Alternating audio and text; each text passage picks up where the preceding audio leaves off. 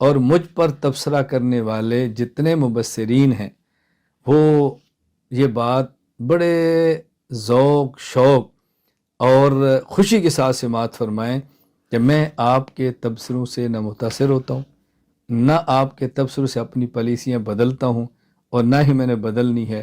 آپ اپنے تبصرے فرماتے رہیں اور ہمارے کام کی رفتار بھی دیکھتے رہیں انشاءاللہ العزیز۔ میں آپ علماء کرام خدمت میں عرض کرتا ہوں، میں دیکھو ایک جگہ پر قائم ہوں، میں نے سوچ سمجھ کر یہ راستہ اختیار کیا ہے، سوچ سمجھ کر راستہ قائم کیا ہے، جذباتیت میں راستہ قائم نہیں کیا۔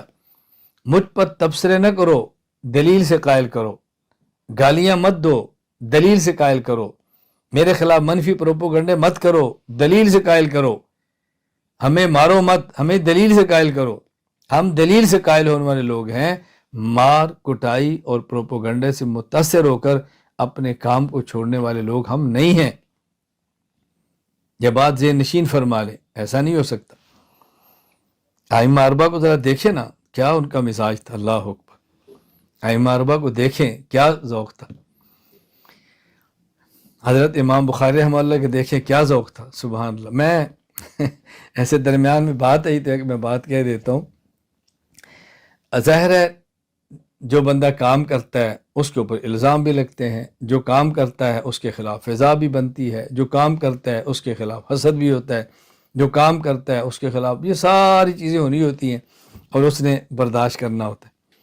تو ایک مقام پر صحیح بخاری کے اختتام کا جلسہ تھا، تو میں نے اس جلسے پر کہا حضرت امام بخاری رحمہ اللہ کے خلاف اتنا پروپیگنڈا ہوا اور اس قدر ان کو تنگ کیا کہ حضرت امام بخاری رحمہ اللہ نے اللہ سے دعا مانگی، اللہم ضاقت علی الارض بما رحبت فاقبضنی الیک، اے اللہ تیری زمین وسعت کے باوجود مجھ پر تنگ ہو گئی ہے، اب مجھے اٹھا لے۔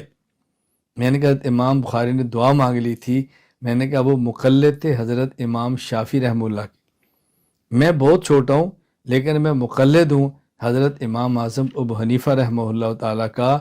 چھوٹوں کے دل چھوٹے ہوتے ہیں، بڑوں کے دل بڑے ہوتے ہیں۔